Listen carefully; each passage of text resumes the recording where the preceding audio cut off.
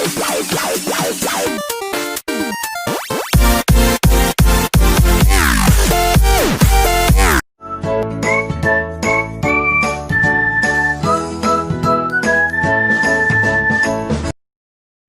assalamualaikum warahmatullahi wabarakatuh.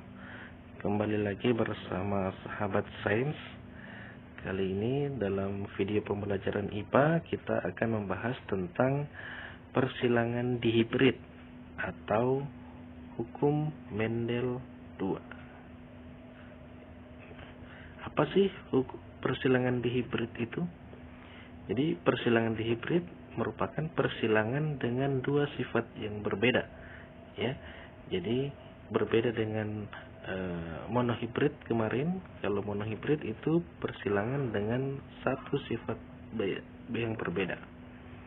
Ya, jadi persilangan dihibrid juga dikenal dengan hukum dua Mendel, di mana bunyi hukum dua Mendel, setiap gen di dalam gamet akan bergabung atau berasortasi secara bebas pada saat pembentukan individu baru. Jadi hukum dua Mendel ini juga disebut dengan hukum asortasi atau hukum penggabungan. Kalau hukum satu Mendel itu hukum segregasi atau hukum pemisahan. Baik, contohnya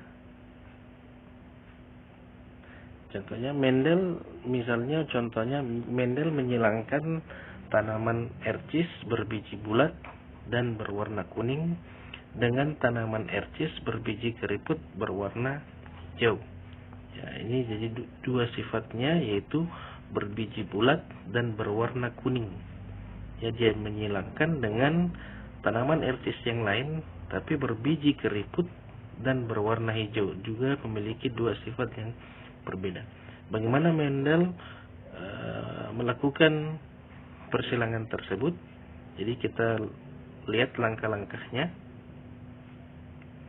Ya, jadi misalnya bulat kuning, bulat dan berwarna kuning dan keriput berwarna hijau. Jadi kita lihat langkah-langkahnya. Pertama, kita menuliskan parental pertama atau biasa disimbol P1. Ya, parental itu adalah induk. Ya, induk yang pertama tadi adalah biji bulat dan berwarna kuning disilangkan dengan biji keriput dan berwarna hijau. Ya, kemudian selanjutnya kita menuliskan fenotipnya. Fenotip ini adalah sifat yang nampak. Biasanya sifat yang nampak dari tanaman tersebut yaitu bulat dan berwarna kuning. Bulat kuning, kita tulis saja bulat kuning. Kemudian satunya lagi keriput hijau.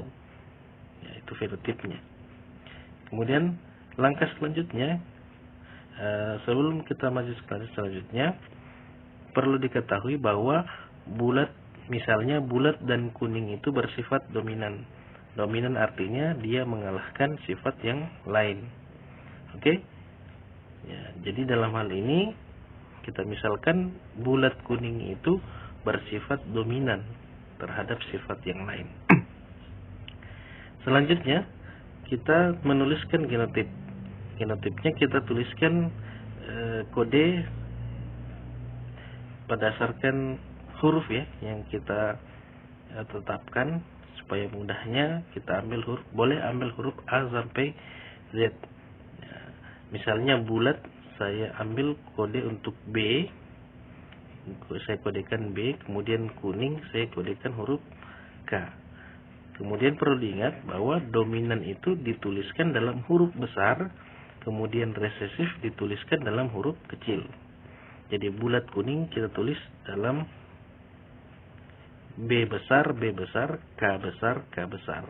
Ini untuk genotip ercis berbiji bulat berwarna kuning. Kemudian untuk ercis keriput berwarna hijau, kita berikan kode B kecil, K kecil. Kenapa huruf kecil? Karena dia sifatnya resesif. Ya. Jadi gen dari biji bulat kuning ini dan biji keriput hijau ini masuk dalam kategori gen yang genotip yang homozigot, artinya memiliki gen yang sama. Jadi selanjutnya, kalau dalam penulisan gamet untuk yang gen homozigot, kita tinggal melihat hurufnya saja. Ketika ada huruf sama, kemudian dia sama-sama huruf besar atau sama-sama huruf kecil, kita cukup mengambil satu huruf saja. Contoh misalnya ini, B besar, B besar, K besar, K besar. Misalnya kita ambil B, dia sama-sama huruf B dan juga sama-sama huruf besar. Jadi untuk menuliskan gametnya kita cukup mengambil satu saja. Kemudian ini juga K, ya, K besar, K besar.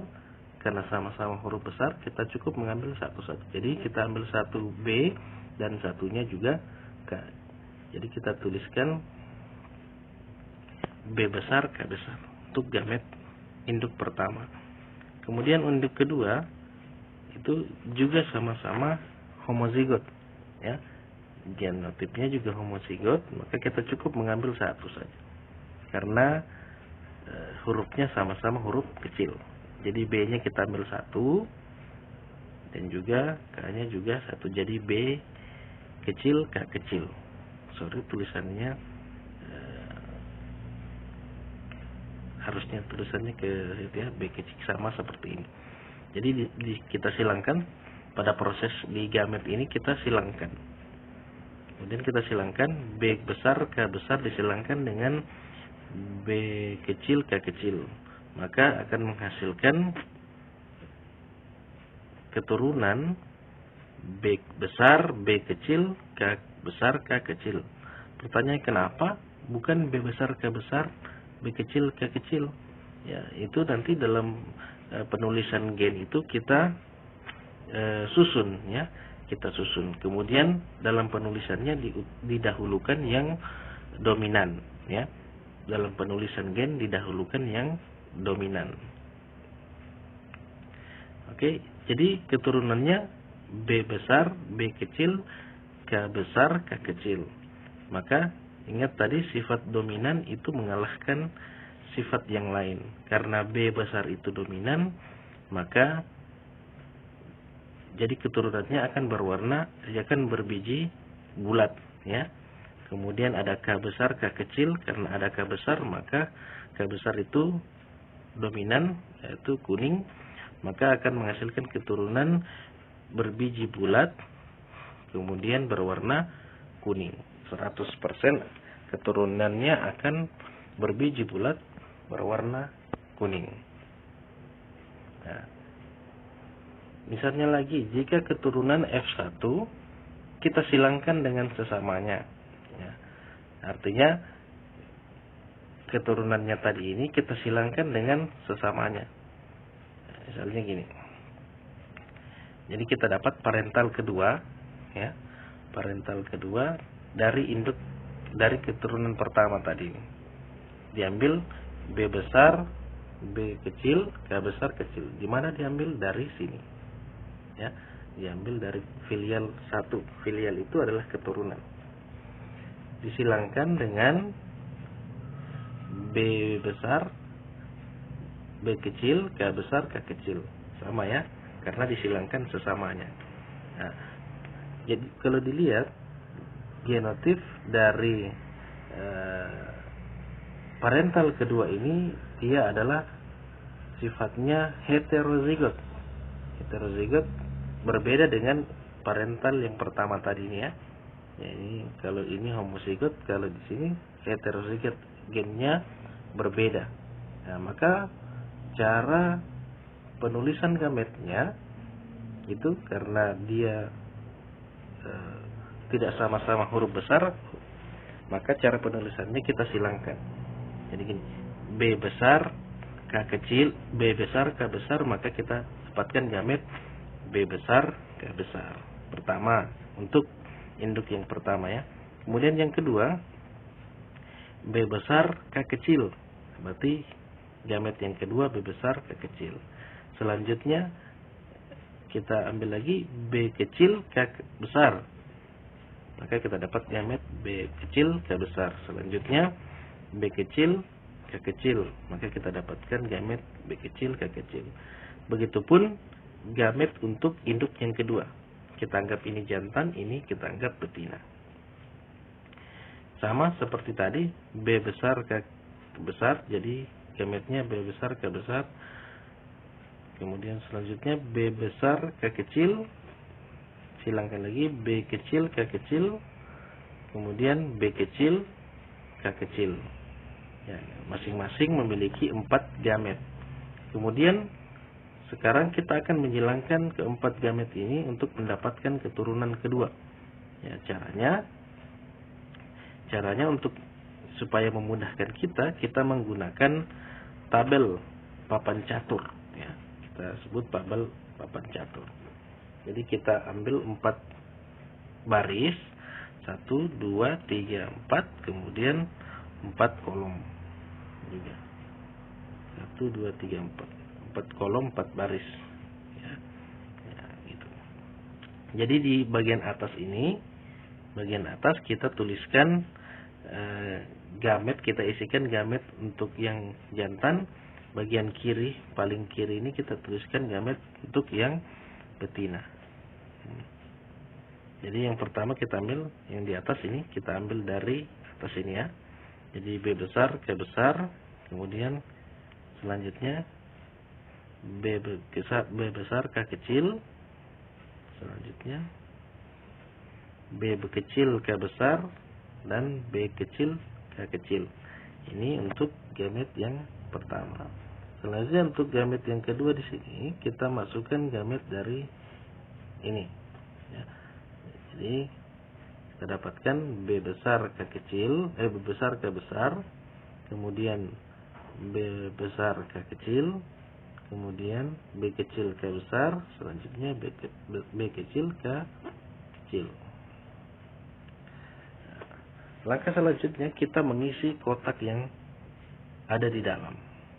Caranya tinggal kita menggabungkan antara kotak yang di atas dengan kotak yang di kiri. Caranya untuk mengisi kotak yang pertama berarti kita gabungkan kotak ini dengan ini. Berarti B besar K besar disilangkan dengan B besar K besar. Maka didapatkan B besar K besar K besar. Jadi kita dahulukan yang B ya. Kemudian penulisannya didahulukan yang dominan. Selanjutnya kolom kedua, B besar K kecil disilangkan dengan B besar K besar. Maka kita dapatkan B besar K besar K kecil. Selanjutnya di kotak ketiga ada B kecil K kecil disilangkan dengan B besar K besar. Maka kita dapat B besar B kecil K besar K besar. Ingat yang kita tuliskan lebih dulu adalah yang dominan. Selanjutnya di kotak keempat kita tulis B besar B kecil, kemudian K besar K kecil. Kolom selanjutnya kita dapat B besar K kecil, K besar K kecil. Kolom selanjutnya B besar K kecil K kecil. Kemudian ini B besar B kecil K besar K kecil. Ingat yang duluan ditulis adalah yang dominan. Kemudian di sini B besar B kecil K kecil K kecil. Selanjutnya B besar B kecil K besar K besar. Kemudian B besar B kecil K besar K kecil. Kemudian kolom ke-12 keberapa ya? Ke-11. B kecil sama-sama B-nya sama-sama kecil. Ini dengan ini sama-sama kecil. Kemudian K besar sama-sama besar. Kemudian selanjutnya B kecil K besar K kecil. Selanjutnya untuk kolom ini kita isi B besar, B kecil, K besar, K kecil. Selanjutnya B besar, B kecil, K besar, K kecil, K kecil. Kemudian B kecil, B kecil, K besar, K kecil. Selanjutnya terakhir sama-sama B kecil, K kecil, B kecil, B kecil, K kecil, K kecil. Ya, sehingga kita dapatkan totalnya ada 16 kotak yang terisi. Nah, selanjutnya kita tentukan fenotipnya. Masing-masing kotak ini kita tentukan fenotipnya atau sifatnya. Untuk kotak yang pertama itu, ingat ketika ada huruf besar dengan huruf kecil, maka huruf besar akan mengalahkan yang kecil ya, karena sifatnya dominan. Karena ada huruf besar, B-nya huruf besar berarti bulat, K itu kuning ya kalau K besar. Nah, untuk kotak pertama warnanya kuning berbiji bulat. Untuk kotak kedua ada juga sama, bijinya bulat, warnanya kuning karena ada K yang besar. Pokoknya yang diperhatikan adalah huruf besarnya. Jika ada huruf besar di situ berarti sifat yang dominan akan muncul. Ini juga kuning, bulat kuning. Kotak keempat juga masih bulat dan berwarna kuning. Kotak kelima juga bulat kuning.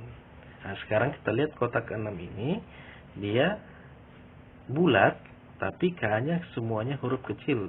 Berarti dia bulat tapi berwarna hijau. Ya. Selanjutnya di kotak ke-7 ada juga bulat dan berwarna kuning. Ada huruf B besar, ada huruf K besar. Selanjutnya di sini di kotak ke-8 bulat, kemudian K-nya semua huruf kecil berarti bulat hijau. Selanjutnya di kolom selanjutnya di sini itu bulat kuning ada. Selanjutnya di sini juga bulat kuning. Nah, untuk di kolom ke berapa ini? 11, B kecil berarti dia bukan bulat ya, tetapi keriputnya. Kemudian K besar. Ingat K besar itu warnanya kuning. Berarti keriput tapi berwarna kuning. Nah, selanjutnya di kolom ke-12 itu juga keriput tapi berwarna kuning. B kecil ya. Kemudian di kolom ke-13 ini sama bulat kuning. Kemudian di kolom 14 dia bulat tapi berwarna hijau, K kecil. Selanjutnya di kolom ke-15 dia keriput tapi berwarna kuning. Kemudian terakhir B kecil, K kecil berarti dia keriput kemudian berwarna hijau. Nah, sekarang kita akan mendapatkan dari 16 kotak ini, kita mendapatkan beberapa jenis sifat ya. Yang pertama kita dapatkan bulat kuning yang paling banyak ya, bulat kuning ya. Kemudian ada bulat dan berwarna hijau ya. Dan yang ketiga ada keriput dan berwarna kuning, yaitu ini dan ini. Kemudian terakhir keriput berwarna hijau ya. Totalnya untuk bulat berwarna kuning itu totalnya kita hitung 1, 2, 3, 4, 5, 6, 7, 8, 9 ya, totalnya 9. Kemudian bulat hijau totalnya 1, 2, 3. Keriput kuning juga 1, 2, 3. Dan keriput hijau hanya sendiri di kolom 16, 1. Berarti perbandingan rasionya, perbandingan untuk bulat kuning, bulat hijau, keriput kuning, dan keriput hijau, yaitu 9:3:3:1. Oke, gimana? Nah, untuk lebih memahami persilangan dihibrid ini, kita coba menyelesaikan soal ya, berkaitan dengan persilangan dihibrid. Contoh misalnya, tanaman berbunga merah berbatang tinggi dengan genotip M besar M kecil T besar T kecil disilangkan dengan tanaman berbunga merah berbatang pendek, yaitu genotipnya M besar T kecil T kecil. Diketahui gen M besar dominan terhadap gen M kecil dan gen T besar dominan terhadap gen T kecil. Berdasarkan persilangan tersebut, keturunan yang dihasilkan akan memiliki perbandingan fenotip. Ya, jadi seperti langkah sebelumnya, untuk menjawab soal ini, maka kita menuliskan parental pertama. Parental pertama cukup kita menuliskan kode dari induknya. Yang pertama adalah kode induk ini bunga merah berbatang tinggi M besar M kecil T besar T kecil, disilangkan dengan M besar M kecil T besar T kecil T kecil. Bunga merah berbatang pendek, ya, kode gennya M besar T kecil T kecil. Ya. Selanjutnya kita tuliskan gametnya, sama seperti sebelumnya. Kalau kita perhatikan, gametnya ini genotipnya adalah gen yang heterozigot untuk induk pertama. Maka cara menulis gametnya seperti tadi contoh. Jadi pertama M besar T besar, kemudian M besar T kecil, selanjutnya M kecil T besar, dan M kecil T kecil. Jadi gametnya ada 4. Selanjutnya untuk induk yang kedua, ini untuk gen M itu sama-sama huruf besar dan gen T itu sama-sama huruf kecil. Jadi kalau dia memiliki huruf yang sama, kemudian sama-sama besar atau sama-sama kecil, kita cukup mengambil satu huruf saja, ya. Jadi M kita cukup ambil 1, T-nya juga kita cukup ambil 1. Jadi kita dapatkan gametnya M besar T kecil. Selanjutnya kita tuliskan dalam tabel, ya. Jadi untuk induk pertama dia ada 4 gametnya, kemudian induk kedua ada 1. Jadi kita buat 4 kolom 1 baris. Nah, seperti ini. Jadi di atas kita tuliskan untuk gamet yang pertama, ya. Jadi ada M besar T besar, M besar T kecil, M kecil T besar, kemudian M kecil T kecil. Kemudian di sebelah kiri kita ambil dari gen ini, gamet ini, ya. Jadi kita tuliskan M besar T kecil. Nah, sekarang kita silangkan antara yang di atas dengan di sebelah kiri. Untuk kotak pertama berarti M besar T besar disilangkan dengan M besar T kecil. Jadi kita dapatkan M besar T besar T kecil. Nah, ingat, yang selalu didahulukan adalah yang dominan atau huruf besar. Kotak kedua, M besar T kecil disilangkan dengan M besar T kecil. Jadi kita dapatkan M besar T kecil T kecil. Di kotak ketiga kita silangkan M kecil T besar dengan M besar T kecil, ya. Kita dapatkan M besar M kecil T besar T kecil. Ingat, yang didahulukan adalah huruf besar. Di kotak terakhir kita dapatkan M besar M kecil T kecil T kecil.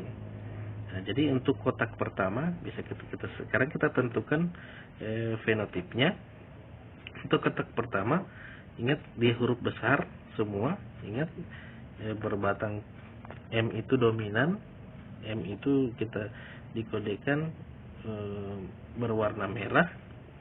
Kemudian T-nya, ada T besar berarti tinggi. Jadi untuk kotak pertama ini merah dan tinggi. Selanjutnya untuk kotak kedua merah, M besar merah. Kemudian ada T kecil berarti dia pendek, merah pendek. Kemudian kotak ketiga juga sama, ada M besar berarti merah, ada T besar berarti tinggi. Kemudian kotak keempat ada M besar berarti merah, T-nya semua T kecil berarti pendek. Jadi kita dapatkan fenotip ada dua, merah tinggi dan merah pendek, ya. Ada dua merah tinggi dan ada dua merah pendek. Jadi perbandingannya ada itu 2:2, merah tinggi 2, merah pendek 2. Jadi jawabannya adalah C. Oke. Selanjutnya kita masuk di soal yang kedua. Seorang ayah mempunyai ciri fenotip beralis tebal dan berhidung mancung dengan genotipnya B besar, B kecil, M besar, M kecil. Sementara itu seorang ibu mempunyai ciri fenotip beralis tipis dan berhidung mancung dengan genotip B kecil, M besar, M kecil. Berdasarkan ciri kedua orang tersebut, maksudnya ini adalah suami istri, ya, persentase kemungkinan anaknya yang memiliki ciri fenotip yang sama seperti ayahnya, ya, yang sama fenotipnya, sifatnya yang sama dengan ayahnya, yaitu berhidung mancung dan beralis tebal dan berhidung mancung. Sekarang kita jawab, ya. Langkahnya sama tadi. Kita tuliskan dulu parentalnya. Cukup menuliskan, langsung kita tuliskan kode genotipnya. Kita dapatkan dari soal tadi B besar, B kecil, M besar, M kecil untuk ayah. Kemudian disilangkan dengan ibu dengan kode genotipnya B kecil, M besar, M kecil. Ibu ini dia alisnya tipis tapi hidungnya juga mancung. Selanjutnya kita menuliskan gametnya, ya. Kita menuliskan gametnya. Untuk si ayah, gametnya ini adalah genotip gen heterozigot. Nah, caranya kita menuliskan seperti tadi, ya, seperti contoh yang sebelumnya. Jadi gametnya ada B besar, M besar, diambil dari itu disilakan. Kemudian B besar, M kecil. Selanjutnya diambil lagi B kecil, M besar, dan B kecil, M kecil. Untuk ibu, untuk gamet ibu kan ada untuk huruf B ini dia sama-sama huruf kecil. Jadi cukup kita ambil satu saja, ya. Jadi cukup satu berarti B kecil dan M besar serta B kecil dan M kecil. Jadi B-nya cukup satu saja. Selanjutnya kita tentukan cari keturunannya dengan menggunakan tabel. Yang di atas kita isi untuk ayah ada 4, kita siapkan 4 kolom, dan untuk ibu kita siapkan 2 kolom di sebelah kiri nanti untuk isinya. Jadi kita isi yang di atas untuk ayah, ya. Berarti B besar, M besar, B besar, M kecil, B kecil, M besar, kemudian B kecil, M kecil. Kemudian di sebelah kiri kita isikan gamet dari ibu, yaitu B kecil, M besar, dan B kecil, M kecil. Nah, sekarang kita isi ke 8 kotak yang ada. Pertama, ketemu B besar M besar ketemu dengan B kecil M besar, maka kita dapatkan B besar B kecil M besar M besar. Kotak kedua, B besar B kecil M besar M kecil. Kotak ketiga kita dapatkan B kecil M besar M besar. Kotak keempat, B kecil M besar M kecil. Terus di sini B besar B kecil M besar M kecil. Kemudian sini B besar B kecil M kecil M kecil. Kemudian kotak ketujuh, B kecil M besar M kecil. Dan terakhir B kecil M kecil M kecil. Nah, sekarang kita tentukan fenotipnya. Untuk kotak yang pertama, B besar B kecil M besar M besar, berarti B itu, ingat B itu yang kalau B besar berarti alis tebal, kalau B kecil berarti alis tipis, kalau M besar berarti hidung mancung, kalau M kecil berarti hidung pesek, lawan dari mancung. Yang kotak pertama, B besar B kecil M besar M besar, maka dia berarti alisnya tebal, hidungnya mancung. Alisnya tebal, hidungnya mancung. Kotak kedua, B besar B kecil M besar M kecil. Ini juga alisnya tebal, hidungnya mancung. Kotak ketiga, ini dua-duanya B kecil, kemudian dua-duanya M besar, berarti alisnya tipis tapi hidungnya mancung. Kotak keempat juga sama, alisnya tipis, kemudian hidungnya mancung. Kotak kelima, ini ada B besar, ada M besar, berarti dia masuk alisnya tebal, ya, masuk di atas, kemudian hidungnya mancung. Kemudian kotak keenam, ini alisnya tebal, tapi hidungnya M kecil, berarti hidungnya pesek, ya. Nah, berarti kita dapatkan alis tebal, hidung pesek. Kotak ketujuh itu sama, di B kecil berarti alis tipis, tapi ada huruf M besar, berarti dia hidungnya mancung. Kemudian sifat yang terakhir kita dapat di kotak terakhir, ya, B kecil M kecil. Kita dapatkan sama-sama huruf kecil, B kecil berarti alis tipis, M kecil berarti hidung pesek. Ya, jadi kita dapatkan 4 sifat yang dari keturunan ayah dan ibu ini. Ya, tapi yang ditanyakan adalah persentase. Nah, berdasarkan ciri kedua orang tersebut, persentase kemungkinan anaknya yang memiliki ciri fenotip yang sama seperti ayah. Ayah fenotip sifatnya apa? Ayah sifatnya alis tebal dan hidung mancung, berarti yang di atas ini, ya. Nah, bagaimana cara menghitungnya? Persentase kita tuliskan. Salah. Sini harusnya persentase ayah di sini. Persen ayah sama dengan 3, ya. Ini 3. Kenapa 3? Karena jumlah genotip yang muncul 3/8. Kenapa 8? Total kotak yang terisi adalah 8, ya. Jadi 3/8 dikali 100%, hasilnya 37,5%. Ini untuk ayah, ya. Saya salah tulis. Ibu juga begitu sama. Ibu alis tipis, hidung mancung, berarti ini, ya, juga sama 3/8. Ini 1/8, ini 1/8. Jadi jawabannya adalah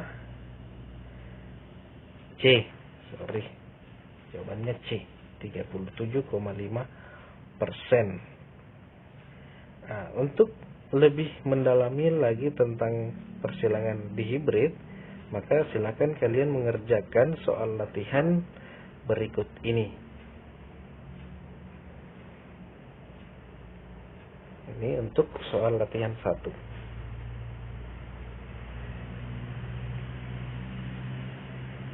Kemudian ini untuk soal latihan 2. Kemudian ini untuk soal latihan ketiga. Oke, silakan kalian untuk melatih kalian dalam melakukan persilangan dihibrid. Silakan selesaikan ketiga soal ini. Semoga apa yang saya sampaikan dapat dipahami, dapat dimengerti.